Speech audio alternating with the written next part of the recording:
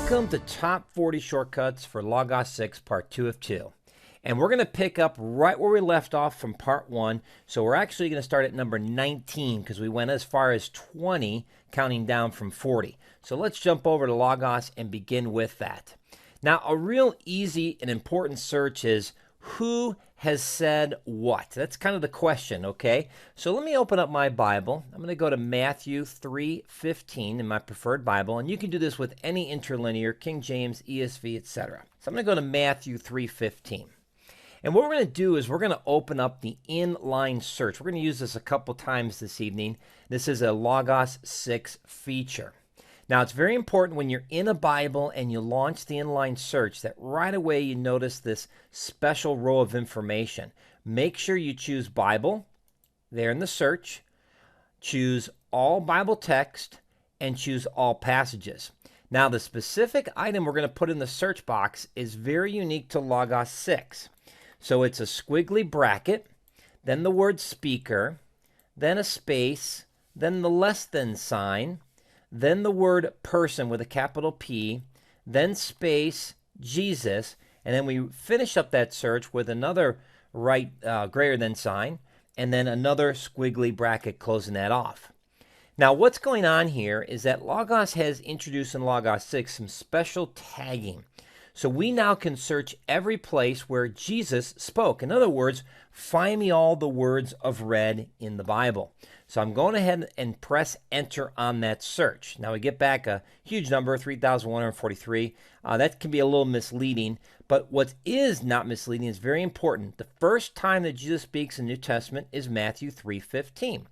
And if we actually click in the window and press the END, the end button, we can see the last place that Jesus spoke, Revelation 22:20. So as you can see, we can scroll down using the vertical scroll bar at the right, and we can look and examine at every one of these passages. So the Beatitudes are in here, different quotes, even like I said, the book of Revelation. So any place that Jesus as a person spoke, we're going to see that in this list.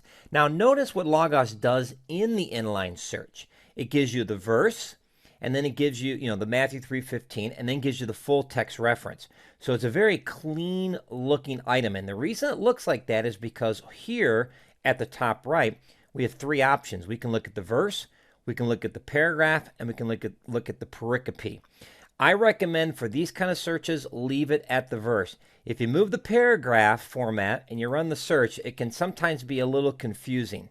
And so I'm going to leave that alone. And then if you go to pericope, it gets so wide that sometimes it's hard to tell at all where your verse is. Now, of course, Logos will highlight it for you within the pericope, and this way you can see the context of what was being said.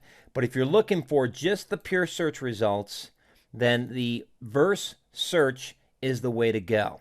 Now, that is a easy way to do it. And by the way, you can send this to a passage list. There's a send to button over here at the right. I'm going to click on that, and you'll see that we can send this to a passage list, as well as a visual filter, a word list document, even a bibliography document. So I'm going to choose passage list tonight just so you can see that in action. And so here we go. Logos automatically titles it for us. And we might want to change that into, let's say, the WOC : Words of Christ, making it something that maybe is a little more friendly to read. And now all those passages have been identified, placed in a collection, a passage list, and now we can search against that, for example, in the search engine. So let me show you how the implications of doing this. So let's say we've done our search, our inline search, we've saved it to the passage list, and now we can go to search up on the box here. And let me show you what happens. This is pretty neat. So I'm going to click on search. I'm going to click on all passages. And if I actually search through this, I should see in alphabetical order words of Christ. Now I'm not seeing it here. So there it is. Oh, there it is. It's under passage list. And there it is. So now I can take that inline search, which has been saved to a passage list, and I can search only those verses and no more. So for example, if I wanted to learn about what Jesus has said on prayer, I can use words of Christ as my search range, type in the word prayer, and anytime Jesus actually mentioned the word prayer, I now get those passages. So this is just a unique way by which you can search on a person and see everything they have said. Now, because the Bible's already tagged the words of Christ, this almost seems unnecessary. But it's to show you the principle that we could take anyone, Paul, Moses, etc. Now, Lionel asks a good question. How do we get the personal book? The personal book is included with the purchase of every webinar. And we just add that as an extra benefit and a bonus to your purchase. And again, the webinar is only $4.99, so it's a great value. All right, so that's a wonderful little search, and you can see how one inline search with the combination of the passage list and searching the Bible and choosing it as our search range gives us some really neat capabilities. Now let's take this to the next level. So let's go back to our slide and go to number 18. So let's go back to here. And let's take this to the next level. Now, my good friend Mike, and I don't want to say his last name for privacy purposes, but we'll just call him Mike M., had pointed this out to me, and he took this to a whole nother level, and he said he got this idea from some other people. So I wanted to share this because this is pretty cool.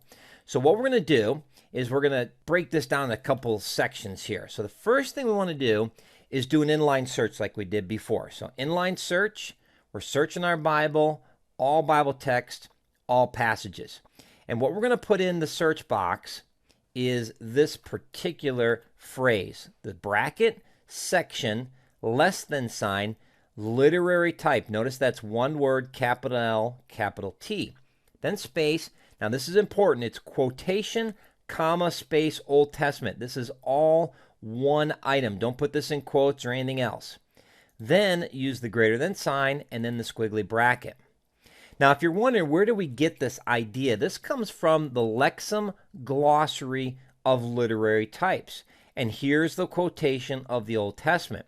So if you're wondering, what other things can we search on? This book, this glossary, gives you a complete list of those. So you should have that in your Logos 6. Wonderful little resource. Now, that we've got the literary type quotation, let's go ahead and run the search. This finds every place in the New Testament where the Old Testament is quoted. Now, this by itself is great. Just knowing where the Old Testament is quoted is fantastic. But my friend Mike took it to the next level, and it kind of combines it with the previous search. So what I'm going to do next is I'm going to add back what we had earlier, and that was the speaker, less than sign, person Jesus, within the section literary type. Let me explain what we've got going on here. We have speaker, person Jesus, and we're saying to Logos, find every place where Jesus is speaking and see where that's connected to the literary type quotation Old Testament. In other words, find every place where Jesus quotes the Old Testament. This is a very powerful combination search. So I'm going to go ahead and rerun that. And here we go. Matthew 4, and it's quoted. Now, if you've got like the New American Standard, most of these quotes begin with a footnote, and that footnote represents the Bible passage that Jesus is quoting from the Old Testament, Deuteronomy 8:3. But my good friend Mike took this to a whole nother level, which is pretty cool. I'm going to go ahead and open up a special book, and let me get that open. It's the Old Testament quotes in the New Testament.